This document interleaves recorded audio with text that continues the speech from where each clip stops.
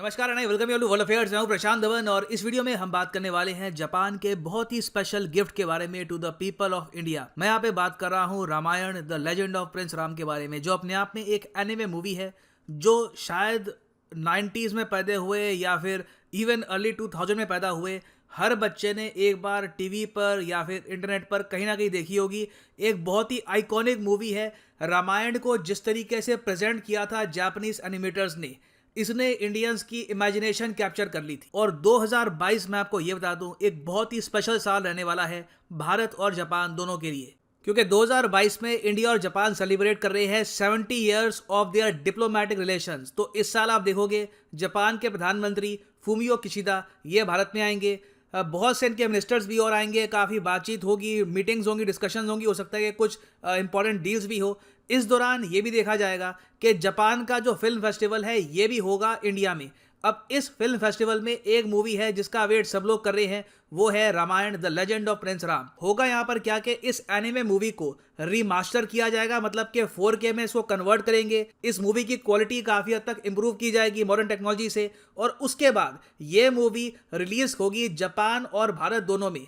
Interesting बात देखिए कि ये मूवी सबसे पहले बनी थी 1992 में, मगर उस टाइम अनफॉर्चुनेटली ये कभी भी इंडिया में रिलीज नहीं हो पाई थिएटर्स में। तो अब जाकर 2022 में फाइनली ये मूवी एक थिएट्रिकल रिलीज देखने वाली है। अब यहाँ पर आप पूछेंगे मगर 1992 में ये मूवी इंडिया में रिलीज क्यों नहीं हुई थी, कुछ कंट्रोवर्सी हुई थी क्या? तो देखो बताऊंगा आपको इसके बारे में। ये भी बताऊंगा कि किस तरीके से Ramayana the legend of prince Ram ने हॉलीवुड के कई डायरेक्टर्स को इंस्पायर किया है। जैक स्नाइडर, जिन्होंने हॉलीवुड में बहुत सारी सुपर हीरो मूवीज बनाई है, 300 के डायरेक्टर रह चुके हैं, इन्होंने ऑन रिकॉर्ड ये कहा था कि Ramayana the legend of prince Ram movie से, एनिमेशन मूवी से इनको बहुत इंस्पिरेशन मिली है, और इन्होंने अपनी कई हॉलीवुड मूवीज में इस एनिमेशन के सीन की कॉपी किए हैं। ना पहली बात तो यहाँ पर ये जान लो स्टार्टिंग कैसे होती है। स्टार्टिंग होती है 1983 में। उस दौरान जापान के एक बहुत ही बड़े फिल्म मेकर यूगो साको ये इंडिया में आए थे और ये काम कर रहे थे एक डॉक्यूमेंट्री पर। डॉक्यूमेंट्री का नाम था द रामायण रेलिक्स। इस दौरान इन्होंने रामायण पढ़ी और यूगो साको ने खुद यहाँ पर कहा कि रामायण पढ़ने के बाद ये इतना अटैच फील कर रहे थे इस पूरी कहानी से कि इन्होंने ये डिसाइड किया कि एक दिन इस पर ये मूवी बनाएंगे। और मूवी भी कौन सी होगी? मूवी होगी एक एनिमे मूवी। अब यहाँ पर आप कहोगे एनिमे क्या होता है? देखो, एनिमे आप कह लीजिए जापानीज एनिमेशन को कहते हैं। आज के समय एनिमे की एक अपने आप में बहुत बड़ी इंडस्ट्री है।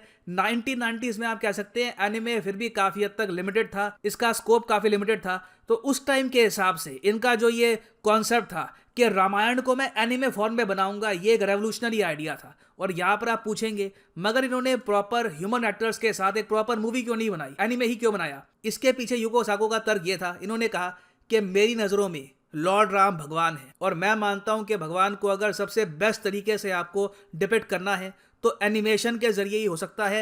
एक्टर में कहीं ना कहीं कुछ कमियां रह जाएगी, ह्यूमन एलिमेंट वहां पे आ जाएगा। एक एनिमेशन से जेन्युइनली आप उस डिवाइन बीइंग के जरा करीब जा सकते हैं, ये कहना था यूगो साको का।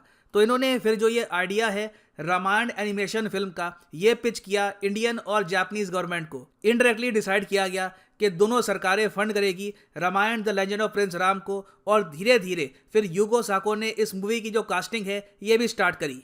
ना यूगो साको ने यहाँ पर डिसाइड तो कर लिया कि ये बनाएंगे रामायण, मगर ऑब्वियसली यहाँ पर इंडियन और जापानीज कोलैबोरेशन चाहिए थी। ऐसा हो नहीं सकता था कि सारी फिल्म जापानीज लोग ही बनाएं, क्योंकि कल्चरल जो इम्पोर्टेंस है इस पूरी स्टोरी की, रामायण का हिंदू रिलीजन में क्या महत्व है, किस तरीके से प्रेजेंट करना है लॉर्ड राम को, इसके बारे में तो देखिए नॉलेज इंडियंस ही इनको देने वाले थे।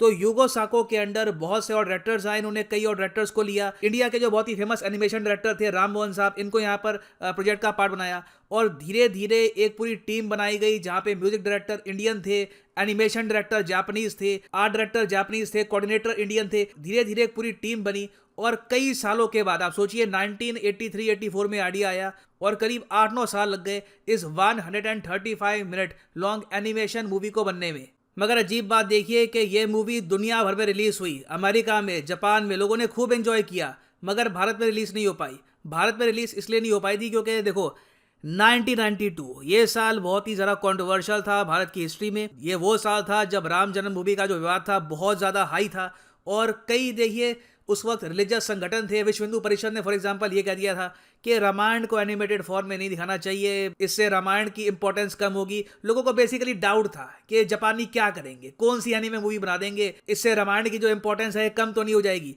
तो घूम फिर के ये डिसाइड किया गया कि इंडिया में जो थिएट्रिकल रिलीज है ये नहीं होगी, बाद में कई सालों के बाद इसको धीरे धीरे टीवी पे दिखाया गया और टीवी पे देख कर लोगों को पता लगा कि वाह, ये तो एक बहुत ही रिमार्केबल पीस ऑफ आर्ट है और कई लोगों ने इसको एडमायर किया। और आज के समय ये डिसाइड किया गया है, जब इंडिया और जापान 70 ईयर सेलिब्रेट कर रहे हैं अपने रिलेशंस के, कि इस मूवी को 4K डिजिटल रिमास्टर किया जाएगा। साउंड और इसका जो भी एनिमेशन है बहुत हद तक इसको इंप्रूव करेंगे और इसको अब रिलीज किया जाएगा जापान और इंडिया दोनों जगह।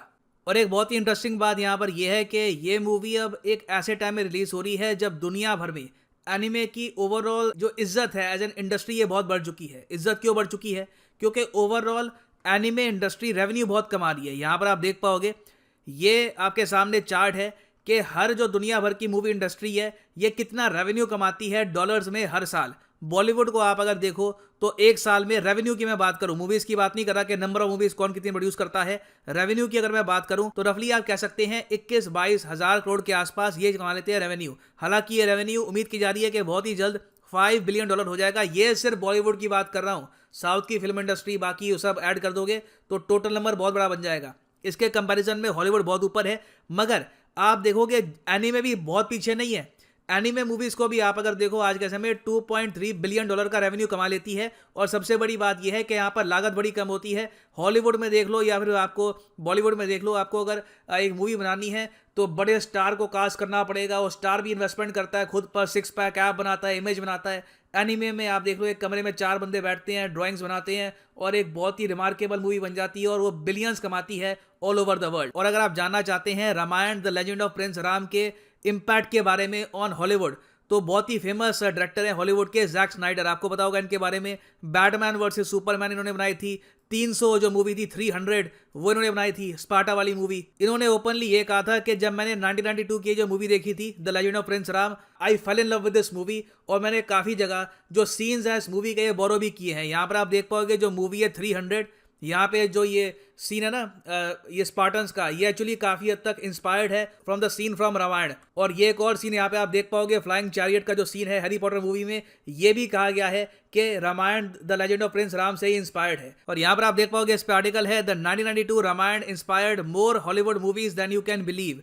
और ये सारे सीन्स के बारे में आपको मिल जाएगा और ये यहाँ पर आप देख पाओगे। और अभी ये भी बात चल रही है कि इन द फ्यूचर हो सकता है कि जैक स्नाइडर एक महाभारत पर भी मूवी बनाए। तो मैं देखिए यहाँ पर आपको सिंपली ये बता रहा हूँ कि किस तरीके से यूगो साको की जो एक विजन थी जो शुरू हुई 1983 में, उसने कैसे एक ऐसी मूवी बनाई जिसने इंडिया में कई जनरेशन्स को इंस्पायर किया है, रामायण को एक अलग तरीके से प्रेजेंट किया दुनिया के सामने और इवन हॉलीवुड में भी कई डायरेक्टर्स को इंस्पायर किया है।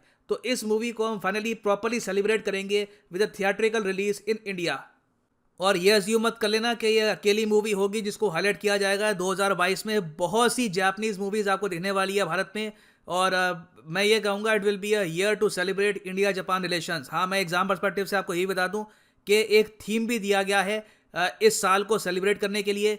और थीम रखा गया है इस साल का building a future for our centenary. Centenary का क्या मतलब होता है? सेंटिनरी का मतलब होता है 100वीं एनिवर्सरी। तो 30 साल बाद इंडिया जापान कहाँ पे खड़े होंगे उसकी नींव रखी जाएगी इस साल। और हाँ, यहाँ पर मैं ये भी ऐड कर दूं कि अनअकैडमी ने अपनी 2022 की जो सेल है 22% ऑफ की सेल ये 2 दिन के लिए कर दी है एक्सटेंड। रीज़न ये है कि बहुत सी डिमांड आई है, बहुत से बच्चे अभी ये भी कह रहे हैं कि उनको और टाइम चाहिए टू अरेंज फाइनेंसेस, उनको चूज करने में टाइम लग रहा है। तो 48 आवर्स के लिए ये सेल और चलेगी और अब ये सेल 5 जनवरी रात 12 बजे हो जाएगी खत्म। तो सिंपली जाइए कमेंट सेक्शन में, यहाँ पे आपको मिलेगा ये लिंक, इस लिंक पे करो क्लिक और यहाँ पे आप परचेज कर पाएंगे यूपीएससी का कॉम्बो पैकेज। इस पैकेज में आपका यूपीएससी प्रीलिम्स मेंस ऑप्शनल तीनों की तैयारी होती है, मगर जो प्राइसेस यहाँ पर लिखे हैं पे करने की आवश्यकता नहीं है। आपको सिंपली कोड यूज करना है PD10 और 5 तारीख तक आपको मिलेगा यहाँ पर 22% का डिस्काउंट। पहले मिलता था 10% का, अब मिल रहा है आपको 22% का डिस्काउंट टिल 5 जनवरी। So use the code PD10 and save money. इसी नोट के साथ यह है वीडियो का। Thank you for listening and as always God bless you all.